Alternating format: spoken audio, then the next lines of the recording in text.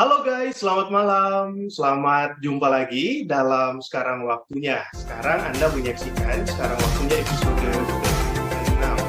Dan bagi kalian yang penasaran, di episode 5 kemarin kita membahas apa? Kita membahas tentang San Diego Hills, satu taman pemakaman yang ada di Kerawang. Nah, taman pemakaman ini sangat modern ya, guys-guys sekalian.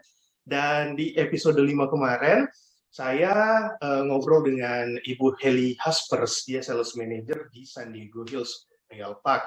Nah, bagi kalian yang penasaran, seperti apa sih konsep penjualan dari San Diego Hills ini? Seperti apa konsep pemakaman yang katanya tersultan di Indonesia? Kalian boleh cek video-video di channel YouTube Sekarang Waktunya. Kalian pilih kalian pilih video yang baru saja saya upload beberapa hari yang lalu, episode 5 Heli Haspers, San Diego Hills Memorial Park.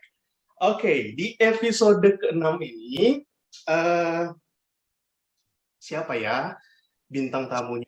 Pasti kalian udah baca di judul, kalian juga udah baca di thumbnail. Anak muda ini sangat berprestasi ya guys, dan harapan saya juga cerita dari teman saya ini itu dapat menginspirasi kalian. Dia adalah anak muda Indonesia kebanggaan kita semua karena di 2018, dari 2017, 2018, 2019 dia berprestasi bawa nama Indonesia di kejuaraan motorsport dunia. Dan selain dia adalah atlet motorsport, juga narasumber saya hari ini itu punya prestasi di bidang food and beverage. Dia mengembangkan satu merek dagang yang mulai hits di Jakarta Selatan, dan konsepnya ini unik ya. Belum banyak yang konsep serupa yang ada di Jakarta. Oke? Langsung saya sapa nih, narasumber saya udah standby di samping saya. Ada Rifki Raka Mulya. Selamat malam, Raka. Malam, Mas. Apa kabar? Sehat-sehat nih? Oh, sehat. Saya sudah vaksin. Raka gimana? Udah vaksin? Iya, saya juga udah dua kali, alhamdulillah sih udah komplit lah, jadi ngerasa lebih aman. Tapi emang tetap karena pengen ngejaga keluarga aku, tetap ikutin prokes, stay at home, pakai masker, dan ya bertahan aja lah. Iya dong. Gitu. Yang penting positive thinking, gitu kan? Kita pikiran positif aja, dan pasti kalau kita pikiran positif, kita bawaannya happy, ya mudah-mudahan imun kita juga naik, imun kita tinggi, dan corona ini jauh-jauh dari kita. Seperti itu ya. Betul. Ya, intinya ya enjoy aja, enjoy the process, and coba cari sisi positifnya lah dari semua hal ini, gitu sih. Oke, baiklah. Nggak lama-lama lagi, mungkin juga guys-guys yang nonton video ini gitu ya, mungkin penasaran dari opening tadi saya sempat sounding tentang motorsport. Nah, daripada saya yang jelaskan itu motorsport itu seperti apa, mending kita tanyakan saja ke masternya gitu ya. Nah, bro, itu motorsport itu tuh apa sih sebenarnya? Apa bedanya dengan F1, F2 gitu kan? Go-kart gitu loh. Ya. Apakah sama atau gimana? Jadi tuh motorsport itu dalam istilahnya olahraga otomotif. Jadi olahraga yang ada mesinnya seperti mesin mobil, mesin motor, atau mesin potong rumput, apa aja juga bisa dijadiin motorsport. Nah, jadi ya dari basisnya tuh motorsport itu adalah olahraga yang menggunakan, dan olahraga motorsport yang aku dulu jalanin itu adalah namanya go-kart. Kayak guys juga pernah cobalah mungkin di Pantai Indah Kapuk atau di Semarang juga ada. Jadi itu kayak mobil-mobil kecil kayak bom-bom car kalau orang bilang itu. Nah, ya itu adalah salah satu bidang motorsport yang aku lakukan.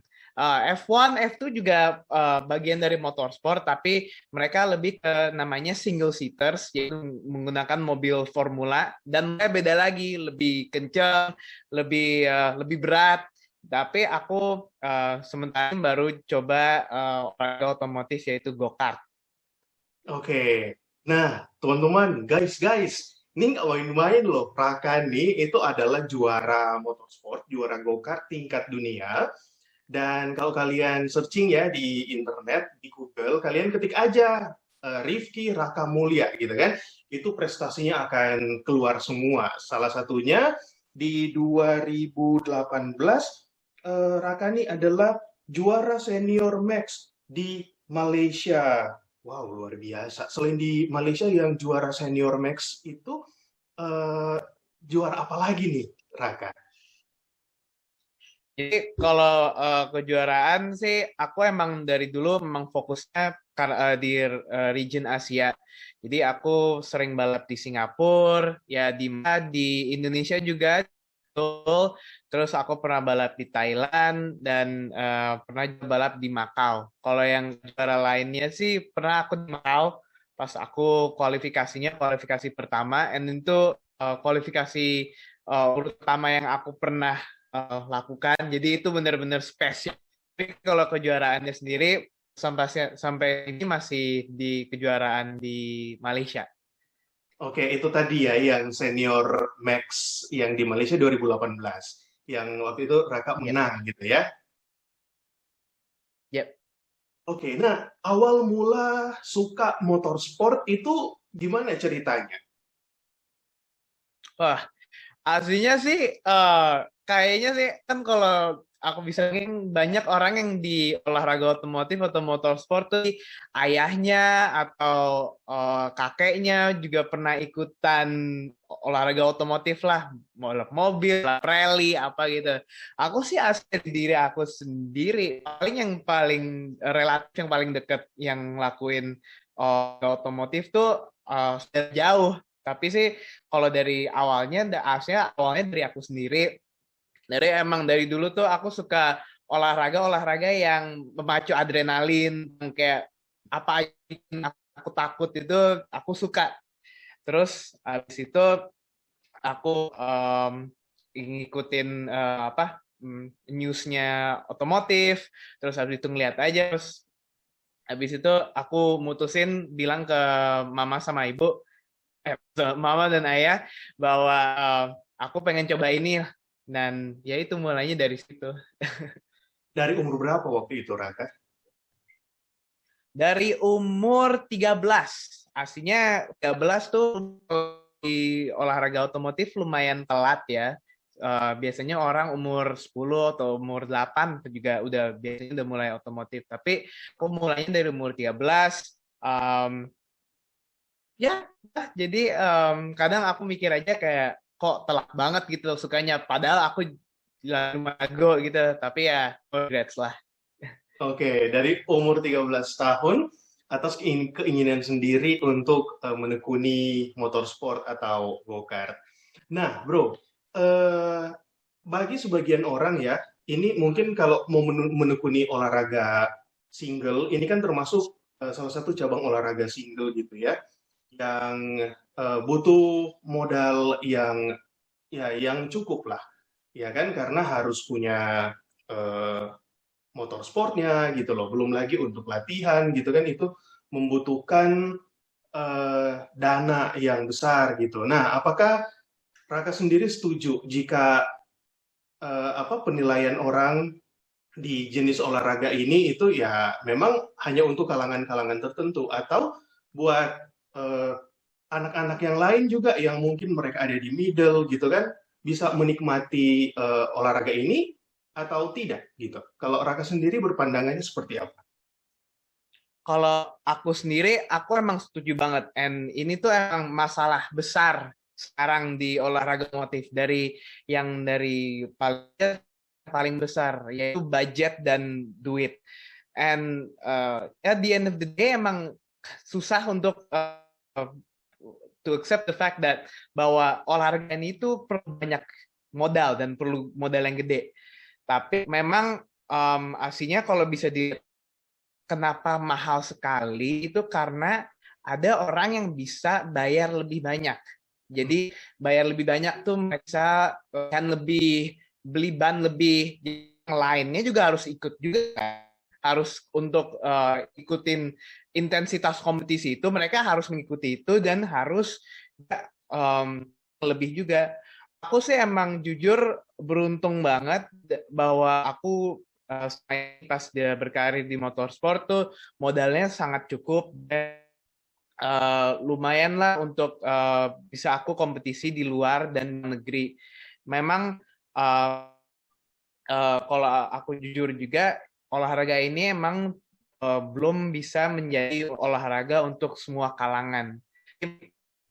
Dari sisi IMI, terus FIA, Badan Otomotifnya, sekarang lagi berusaha keras untuk membuat budgetnya lebih kecil dan lebih kecil. Jadi bisa di-enjoy oleh kalangan siapa aja. Dan di Indo aslinya juga karena sekarang juga banyak development tim-tim yang bisa benar-benar cut cost, akhirnya sih sudah bisa lebih terbuka lah olahraga ini.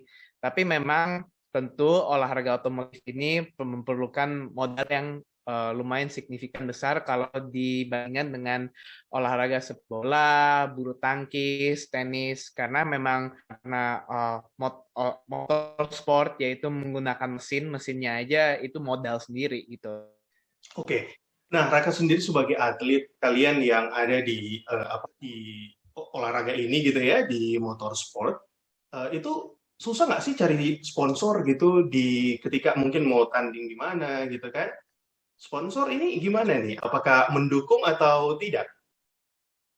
Wah, kalau di luar negeri, menurut aku cari sponsor, apalagi di Eropa ya, lumayan lebih gampang karena sudah bisa culture-nya juga olahraga tuh bisa dijadiin bisnis. Jadi udah bisa kelihatan secara investor duitnya kemana, pasti sponsor dan investor bisa punya ekspektasi biasanya exposure media, jadi sudah lebih kelihatan flow-nya bagaimana dan mencari sponsor di luar negeri itu relatif lebih mudah. Dan di sini pas awal-awal aku kompetisi itu aslinya pas juga olahraga otomotif lagi bener-bener terpuruknya karena baru aja banyak apa ya kayak yang bagus lah gitu.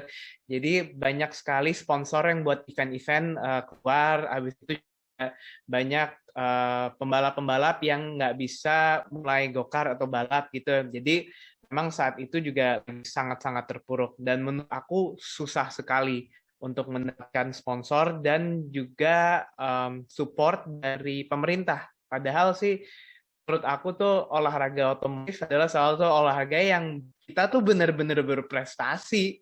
Aku nggak pengen ngedonder olahraga bola atau yang lainnya gitu, tapi kalau dilihat dengan success rate-nya pembalap-pembalap Indonesia, apalagi di Asia, kita tuh juaranya banyak banget.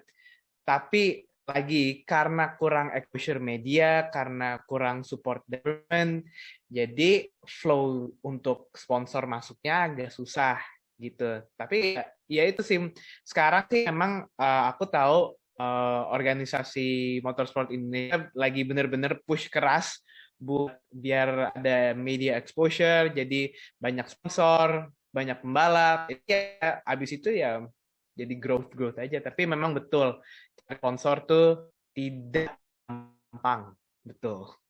Iya ya, benar sih apa yang Raka bilang tadi. Karena di Indonesia ini nih sebenarnya ada banyak loh yang berprestasi. Kalau Raka prestasi yang diekspos media gitu kan, itu di 2018 yang Senior Max di Kuala Lumpur. Dan ada juga sederet prestasi yang lain gitu kan yang membanggakan Indonesia. Tapi juga kan di dunia motorsport ini kita kenal seperti Sean Galael gitu kan, dia di F2 ya. Di F2 prestasinya juga banyak gitu loh. Kita juga kenal kakak beradik Arman ya. Yap, Vilo yang di sama Jetro. dua sama Yap, adiknya si Jetro ya, Jetro Arman yap, kan yap. bareng-bareng di go-kart gitu loh. Nah, harapan saya juga nih, Raka, supaya pemerintah bisa memperhatikan ya, karena banyak banget ternyata anak-anak muda di Indonesia yang bawa nama Indonesia untuk mengharumkan Indonesia ini di motorsport gitu loh. Nah, Yap. kalau waktu 2008 kemarin nih, waktu menang jadi juara di Kuala Lumpur, sebenarnya dari pribadi Raka nih apa yang kamu siapin gitu loh, sehingga bisa menang jadi juara waktu itu.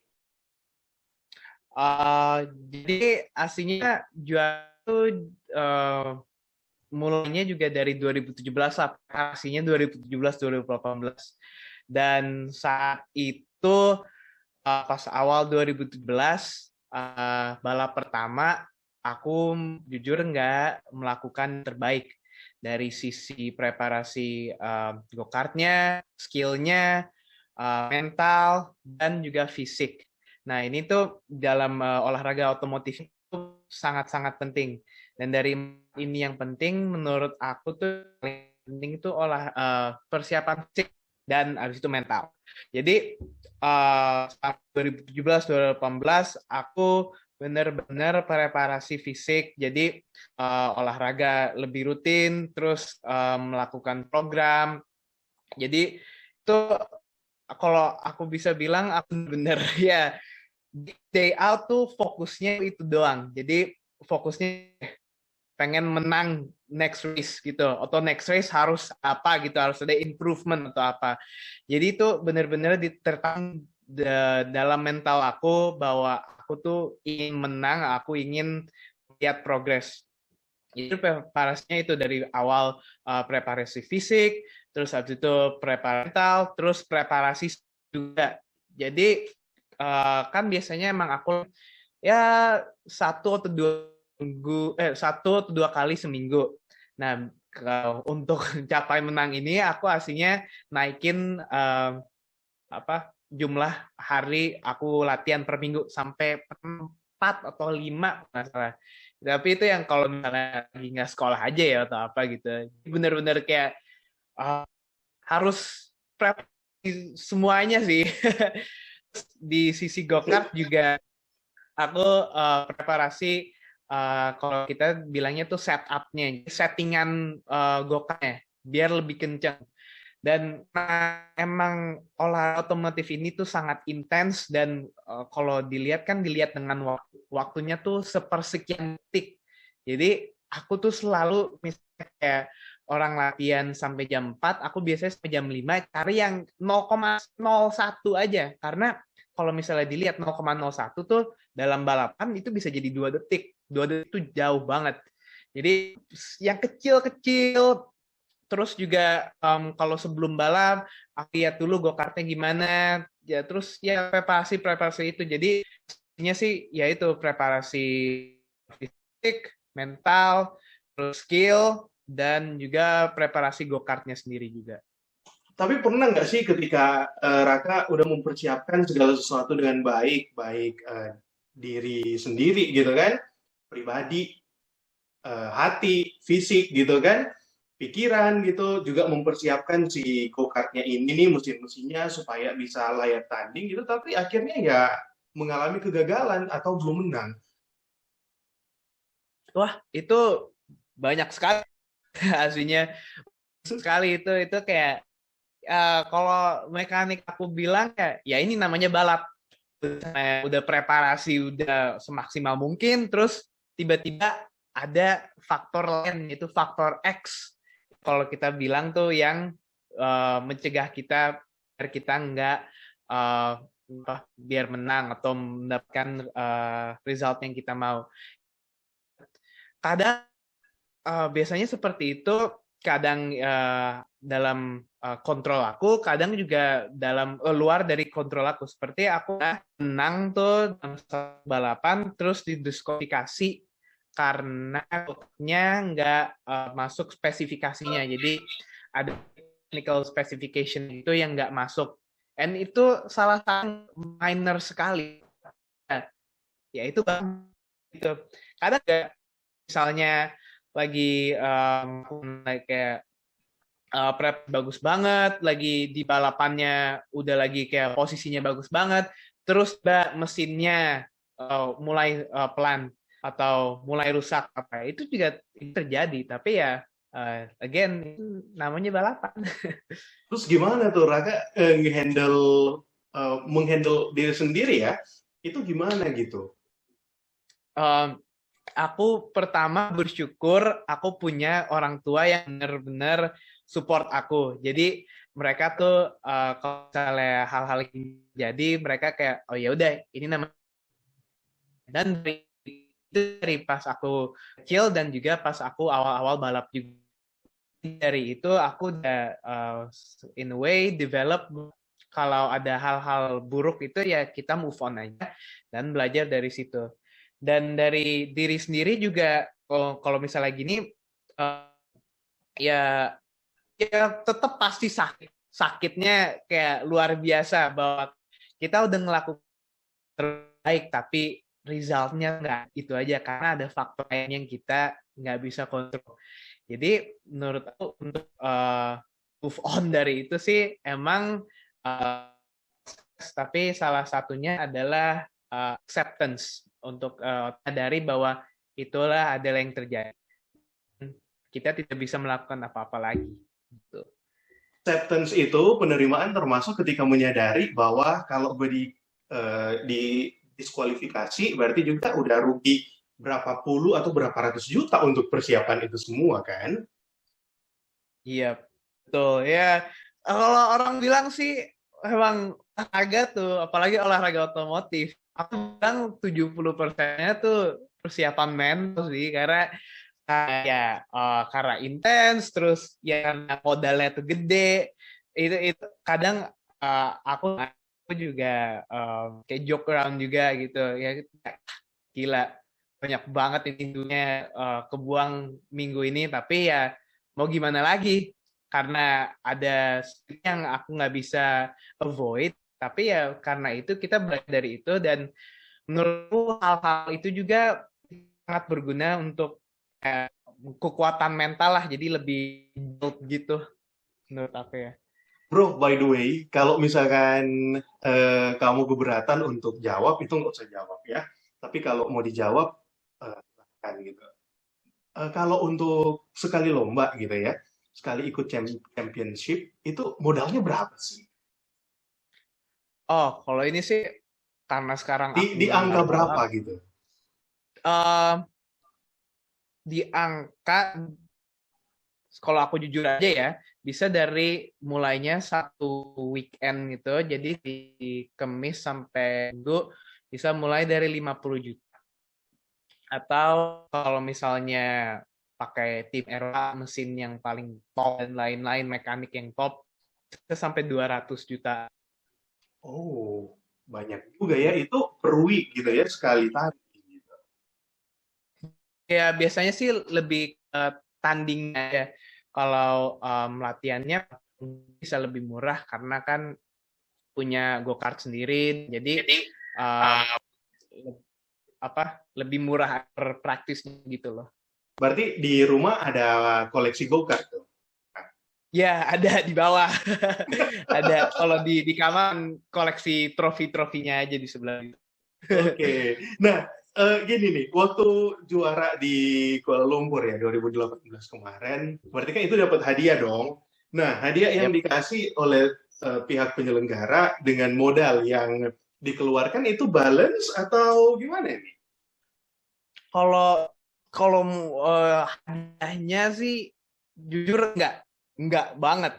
Nah ya emang salah satunya lagi itu acceptance bahwa itu realitas otomotif industri, bahwa olahraga otomotif, bahwa most likely nggak bakal balik modal sama, yaitu kalau balik modalnya tuh cuman kalau misalnya udah dapet sponsor atau di tim pabrikan atau ya udah kontrak yang panjang tuh udah bisa balik modal. Tapi kalau misalnya aku bilang kayak semi profesional ini, seperti olahraga lain juga yang kayak seperti sepahan, lari dan lain-lain. Sih. Apalagi kalau misalnya modalnya gede seperti olahraga otomotif. Nah, dari kemarin kan kita sempat ngobrol lama di telepon gitu ya. Raka sempat bilang bahwa dari olahraga ini, dari motorsport, juga akhirnya memberikan kesempatan pada Raka bisa kuliah di Rotterdam, bisa kuliah di Amsterdam, diberikan beasiswa, dan dari pihak kampus juga mengizinkan untuk Raka ikut kejuaraan gitu ya. Itu boleh diceritain gimana sampai Boleh. akhirnya dapat beasiswa itu gitu loh, dan apa namanya, beberapa tahun tinggal di Belanda, tepatnya di Rotterdam. Yang pertama sih aku di Rotterdam, Netherlands. Aku kuliah baru aja selesai kuliah ya Erasmus Universitas Rotterdam. Aku ngambil jurusan International Business Administration, jadi bisnis manajemen internasional lah kalau orang bilangnya gitu. Terus aku unfortunately nggak dapat beasiswanya, tapi dapat recognition bahwa aku adalah national athlete-nya Belanda pas itu dan juga Indonesia. Jadi awalnya sih karena emang aplikasi untuk City ini, aku emang udah tahu bahwa olahraga ini aku lakukan tuh pasti plus banget buat mereka. Pasti mereka kayak wow gitu. Jadi ya aku ceritain perjalanan aku, terus habis itu apa yang aku aslinya dari perjalanan berkarir di olahraga otomotif. Terus habis itu aslinya sih aku juga apply kuliah di Inggris sama di Belanda. Tapi akhirnya aku milih buat di Belanda. Nah, itu. Terus habis itu apply, aku accepted ke Erasmus University, dan ya itu tahun 2018 aku pindah ke Belanda untuk studi di Erasmus selama 2 tahun. Habis itu karena pandemi ya harus ke sini. Harus balik lagi. Nah, kuliah kan 2018, ikut Yap. kejuaraan menang 2018. Gimana cara bagi waktu? Wah, itu susah banget. Itu karena aku juga pas 2018 ada balap, terus ada uni, terus aku juga harus final exam. Jadi itu basingnya menurut gila sih. Tapi with sekarang juga lebih ke balance-nya tuh lebih ke prioritas. Di mana yang aku bisa lakuin sekarang, mana yang aku bisa lakuin nanti. Jadi untuk itu sih karena aku kadang belajar di pesawat, untuk belajar di karena aku juga pas saat itu memang masih student statusnya. Jadi free time yang aku ada biasanya sih aku buat belajar atau refreshing biar aku bisa nanti belajar malam itu juga atau apa. Itu sering sih mas, kayak aku pernah ada balap hari Minggu, balapnya hari Seninnya itu final exam buat salah satu subjek aku. Dan ya itu aku inget banget, aku di hotel malam aku sendirian baca atau apa gitu. Jadi ya prioritasin aja dan komitmen. Salah satu komitmen. Pencapaian yang Raka dapetin sampai hari ini gitu kan, pembelajaran hidup apa yang Raka ambil? Hikmah apa yang boleh Raka ambil dari semua perjalanan pencapaian yang boleh Raka dapatkan sampai hari ini? Kalau aku bisa describe satu, itu mungkin kekalahan atau poin di yang benar-benar di bawah banget gitu. Karena emang pasti ada yang menang, pasti ada yang kalah. Itu pasti selalu.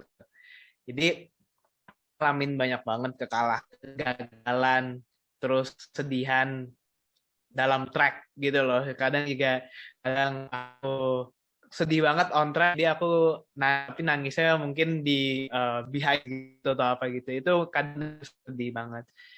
Jadi untuk belajar bisa belajar menang, tapi untuk belajar kekalahan tuh itu levelnya beda lagi, karena itu acceptance bahwa kamu kalah dan juga bahwa untuk move on juga. Jadi low point-nya itu menurut aku bahwa banyak banget life lessons lah dari acceptance, terus cara move on, terus juga cara untuk belajar dari kegagalan dan ya semua itu gitu. Wah, luar biasa. Jadi guys, buat kalian ya yang berkompetisi dalam berbagai bidang kehidupan, kalau kita mengalami kegagalan, nggak usah khawatir, nggak usah berpatah hati gitu kan, nggak usah down, nggak usah meratapi hidup gitu kan, meratapi diri gitu, nggak usah. Apa yang Raka katakan tadi, menerima dan juga memahami bahwa dalam hidup ini itu ya memang rule-nya ada yang menang, ada yang kalah. Kalau hari ini kita diizinkan kalah, berarti itu sukses yang tertunda. Tapi kalau kita hari ini diizinkan untuk menang, nah berarti ada pencapaian yang baru lagi nih, yang mungkin Tuhan rencanakan untuk kita gapai gitu ya. Ini 2020 nggak ada pertandingan nih bro. Gimana dong? Nggak ada nih, lagi sepi parah, Sampai hari karena ini ya? emang pandemi ya. Iya, nggak ada pertandingan sampai hari ini kan. Kan dari Januari kemarin Iya, sampai awal PPKM sebenarnya ini udah mulai longgar gitu loh. iya. Aslinya sih ada satu balap, tapi balap aku nggak bisa join karena aku take parts dalam lain buat ngelatih ada pembalap-pembalap junior. Bener-bener planning tadinya mau ada balap Juli ini sama Agustus ini, tapi karena PPKM ini kayaknya sih nggak jalan sih. Ya ini ya itu pandeminya lagi. Mau bilang apa yo? Tapi kan gini, walaupun nggak ada kejuaraan gitu ya, nggak ada kegiatan di motorsport, tapi pandemi yang sampai hari ini kita alami gitu kan, 2020 kemarin kan bercabang lagi nih, ya kan, tanggung jawab gitu,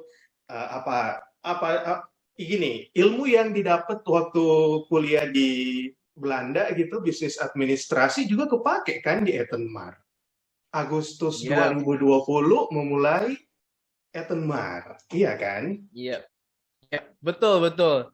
Jadi aku sering ngomong ini bahwa ya pandemi ini adalah poin yang kita bisa dalam sisi positifnya adalah untuk sesuatu yang baru. Dan salah satu itu ya aku mulai bisnis aku Etenmar pada Agustus 2020. Dan itu Ya. emang basisnya dari ilmu-ilmu yang aku pakai dari aku belajari aku kuliah di Rotterdam. Ya, basic-basic aja sih. Tapi abis itu aku sadari bahwa untuk develop bisnisnya lebih lanjut, aku harus belajar lebih banyak lagi. Nah, itu lagi ada kesempatan buat kita nyoba hal baru, nyoba untuk belajar baru lagi. Dan ya itu, ya so far sih banyak yang aku pakai. Ini menarik karena di Etenmar ini mengusung konsep Belanda. Tadi kan ya mungkin kita udah ada benang merahnya kenapa Belanda, karena Raka ini pernah kuliah di Belanda gitu ya. Sampai sebelum pandemi seharusnya dia masih tetap stay di Belanda. Jadi konsep Belanda ini itulah yang dibawa ke Etenmar. Tapi gini, ketika kita masuk ke dunia pasar ya, apalagi di Jakarta, ini kan restoran-restoran, kafe yang berbau Belanda ini masih sedikit, gitu kan? Nah, kenapa akhirnya berani gitu? Etenmar dikonsepkan Belanda, menu-menu Belanda. Jadi akhirnya memang karena aku kuliah di Belanda, jadi emang aku pengen banget karena aku lihat jalan-jalan gitu di Rotterdam, di Amsterdam, kayak wah aku pengen bawa ini ke Indo. Jadi emang dari passionnya, dari motivasinya. Terus untuk lebih ke marketnya, ke pasarnya itu aku dari awal emang udah percaya banget karena sejarah kolonialisme Belanda di Indonesia. Jadi emang dari tipikalnya Belanda tuh nggak terlalu asing buat orang Indonesia. Betul. Memang mungkin stigma masih sedikit negatif, udah lebih ke positif. Tapi yang penting di top of mind pasarnya tuh udah ada. Jadi aku sih udah langsung aja. Dan juga pas tahun-tahun itu juga 2019, 2020 itu emang relasi Indonesia sama Belanda banget. Sama aku juga emang lumayan sama kedutaan Belanda pas itu juga, kedutaan lebih ke sih, lebih ke training centernya lah untuk cultural Belanda itu. Jadi aku udah bisa lihat market seperti ini. Terus abis itu juga aku market research lain-lain, dan aku pede aja dari awal, pede. Nah, hampir 1 tahun gimana nih perkembangan Etenmar? Prospek bisnis Etenmar sampai hari ini gimana nih, bro? Kalau dari sih menurutku alhamdulillah sekali positif, karena situasi pertama lagi nggak stabil banget, fluktuasi parah. Tapi dari awal emang udah inkorporasi strategi yang benar, kita strateginya minggu, setiap perbedaan di marketnya kita ganti, dan karena itu kita bisa, menurut aku, bukan hanya survive tapi grow juga.